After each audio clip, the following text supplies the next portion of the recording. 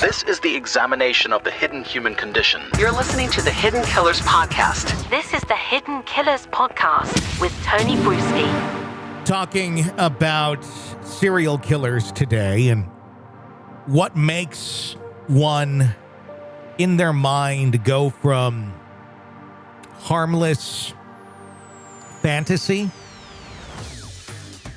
or feelings of retribution towards someone, but it's just left in your mind and you ponder and you move on and you never ever think of acting anything out. It's just anger that's being processed through one's mind. Most individuals have done something like that or do something like that on a regular basis as they process reality. Now, to turn the anger and the angst into homicidal madness and acting out on it, as Rex Heuermann did, that takes something. That takes some piece of the mind to go from this is me processing to this is me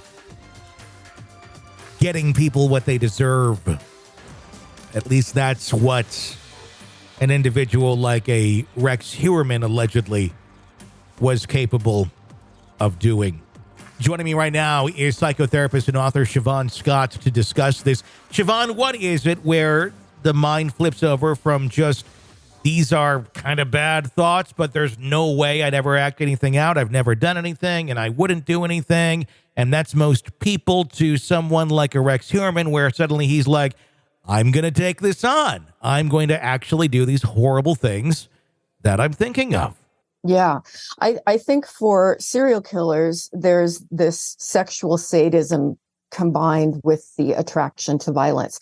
And so one of the theories is that early in adolescence or late childhood, at some point they became sexually aroused watching or reading about something that was very violent. And this is where we get into the kind of sadomasochistic type of porn is something that little kids really should not be exposed to because it's sexually arousing and violent. So often you'll find that kind of exposure somewhere in childhood.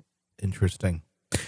Does Rex seem to have a profile or a type that he was looking for based on who we've known to be his likely victims thus far, allegedly?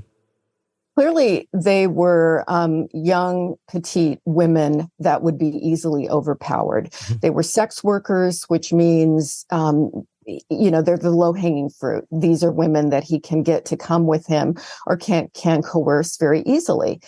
So is there more meaning in this? It's quite possible that did this look of a certain kind of woman, did this remind him of something? And this would be an individual case with each serial killer, but very often so. And this is where they've fantasized about a person with a certain look over and over and over again. And then that becomes the person that they target. Does the Heuermann case here challenge or confirm our societal notions about the typical profile of a serial killer? Yeah, I think it does. Somebody that can appear superficially normal, particularly in a work environment. Some people may find them charming. Certainly not everybody in Heuermann's case. Some people found him scary, but definitely a quirky person, a person who's a bit different. And, in this case, he carried on apparently as a functional husband and father, as far as we know right now, without hearing from his wife and children. Is this someone who could have been profiled better, or is this someone who did easily slide underneath the radar? Obviously, he did slide underneath the radar, but with someone like this, who obviously there were some very bizarre antisocial type behaviors that we've heard of. I'm sure we're just on the tip of the iceberg there. But is this someone who, ahead of the curve, someone could have looked into further or even had any reason to look into further to catch this person sooner in their tracks than this far out? I sure wish we could do that. But there are lots and lots of, we'll say millions, more than lots and lots. There are millions of quirky men out there. quirky women too. I won't be too gender biased there, but there are millions and millions of quirky, strange people who may be a little bit different. Many of them far stranger than Heuerman is. Mm-hmm. And I don't think at this point we have any way of, identifying how quirky do you have to be to come on the radar for profiling as a serial killer. I don't think there's anything that we could have picked up in advance here. Even if his wife had discovered the pornography, which was really sadistic and fairly horrible, there are millions of people who enjoy that sort of thing, but they never tip into acting out on it behaviorally. So we just don't have a tool at this point to spot them early.